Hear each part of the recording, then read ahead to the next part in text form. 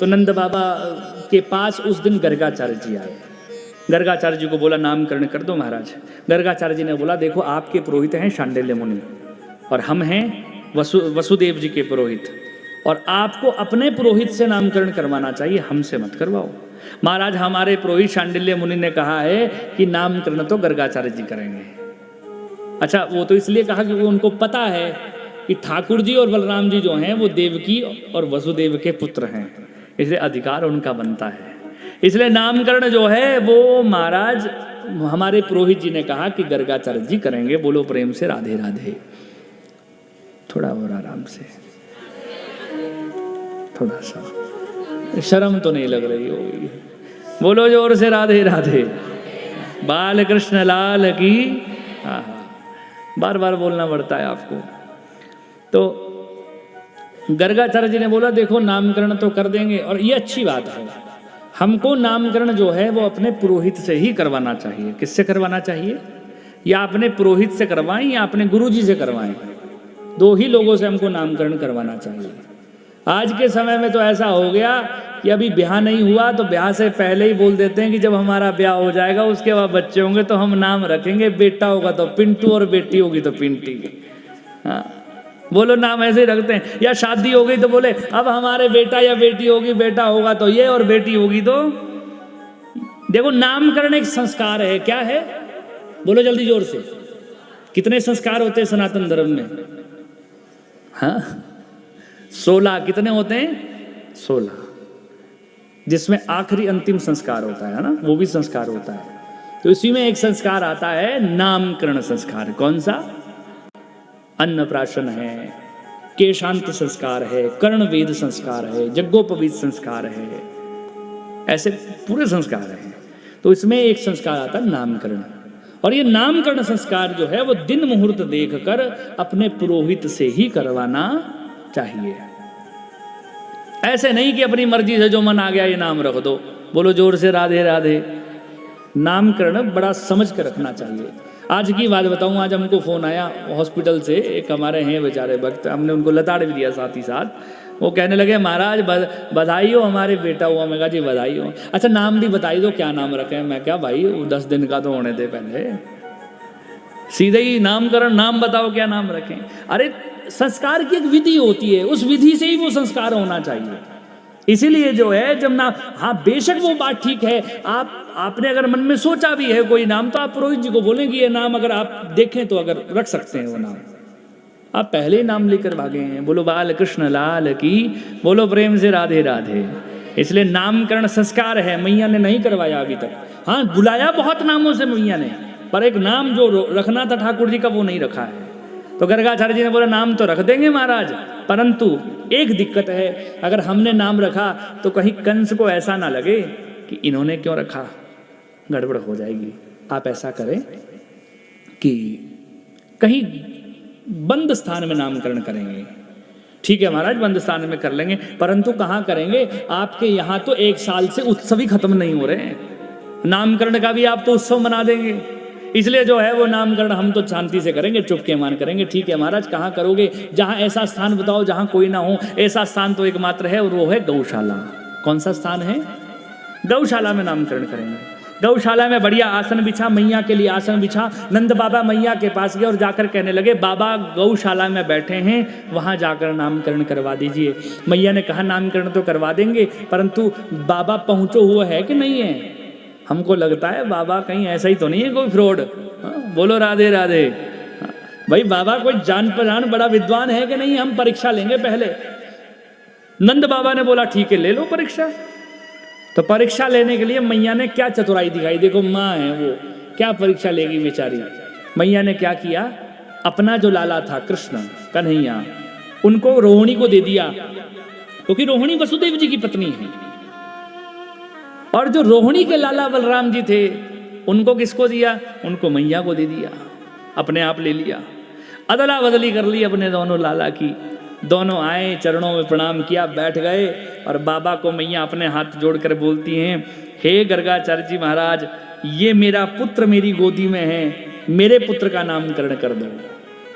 बल्कि है किसका पुत्र वो रोहिणी का पुत्र।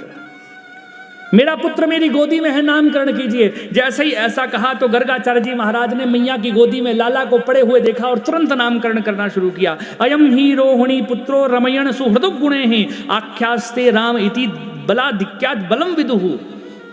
हे मैया, ये तेरा पुत्र नहीं, ये अयम ही रोहिणी पुत्रो, ये रोहिणी का पुत्र है। जैसे रोहिणी का पुत्र कहा तो वैसे मैया की हाँ हाँ हो गलती हो गई हमसे, हमको तो लगा था ये हमारा होगा। ये एक जैसे ही दिखते हैं ना, बोलो प्रेम से राधे राधे। अब अपनी चोरी छुपाने के लिए कुछ तो बोलना पड़ेगा। ये रोहिणी का पुत्र है, ये आपका पुत्र नहीं। मैया समझ गई बाबा बड़ा पहुंचो है, बड़ा पहुंचा हुआ लग रहा है। ये रोहिणी का पुत्र है और रमयण सुहृदो गुण, ये सब में रमण करने वाला होगा। आख्यास्ते राम, इसको राम भी कहा जाएगा। और बलाधिक्यात् बलम विदु, इसमें बल बहुत होगा, इसलिए इसका नाम मैं रखता हूं बलराम। बोलो बलराम जी महाराज की जय हो। मैया पूछती है एक बात तो बताओ, घर का पालन पोषण कर लेगा या नहीं करेगा? घर की जिम्मेवारी उठाएगा कि नहीं, क्योंकि बड़ा है ये। तो बोला मैया घर की छोड़िए, पूरी पूरी दुनिया की जिम्मेवारी उठाने वाला है। ये शेष नाग ही है जो अपने फन पर जो है वो जिसने पृथ्वी को उठा कर रखा है। आहा। इसके बाद मैया हाथ जोड़कर बोलती है कि बाबा एक बात बताओ, ये तो रोहिणी का पुत्र हुआ, रोहिणी की गोदी में मेरा लाला है, बताओ इसका क्या नामकरण करें। अब मैया ने सच बोला।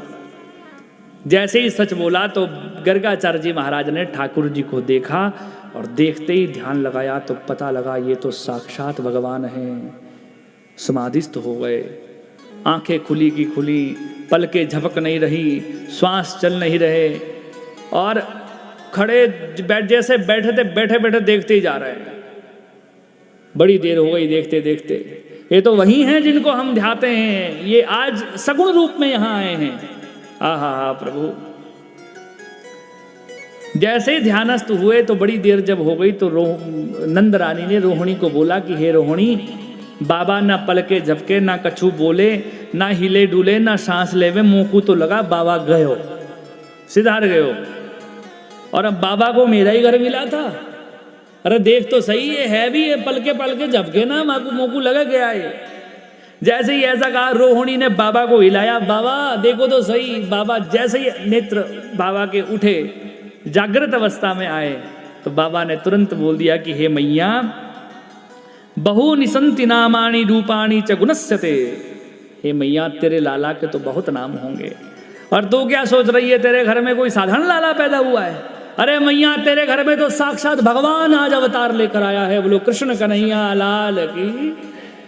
जैसे ही भगवान कहा मैया आके मजे बोले, सपना तो नहीं देख रही हूं। बाबा है भी बड़ा पहुंचो हुआ है और बोल रहा है कि ये तो भगवान है। मैया सोचती चली गई। उतनी देर में ठाकुर जी ने बाबा को देखा और बाबा को आंखों आंखों में बोल रहे, क्योंकि बोल तो नहीं पाते, अब 1 साल के बच्चे हैं, बोले कैसे मैया के सामने, तो आंखों आंखों में बोल रहे हैं बाबा ठीक नहीं किया है।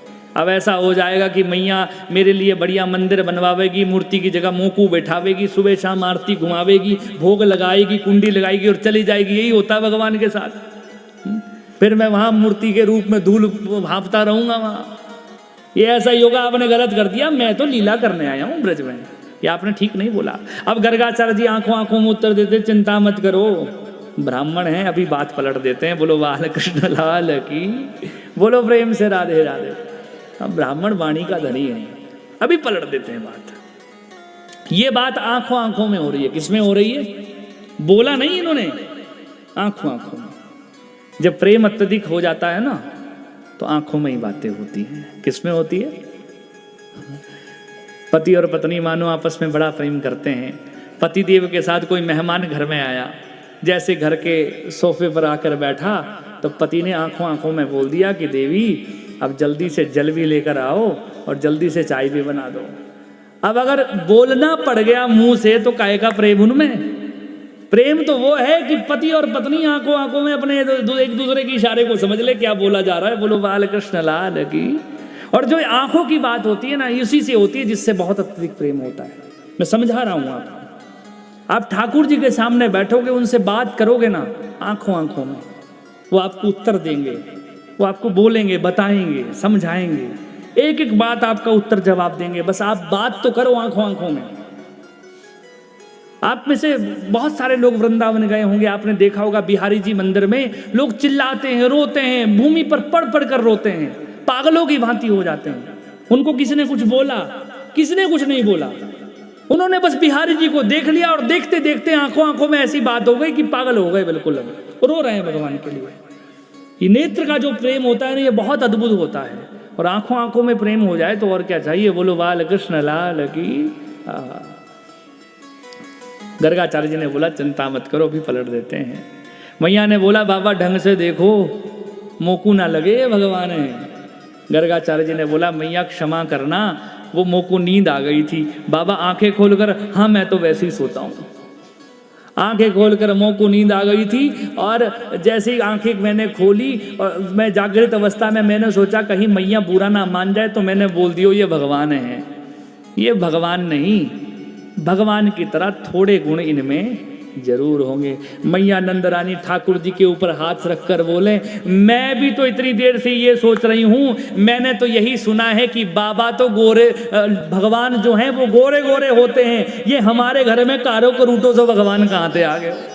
भगवान तो सुंदर होते हैं, ये कारे भगवान थोड़ी होते हैं।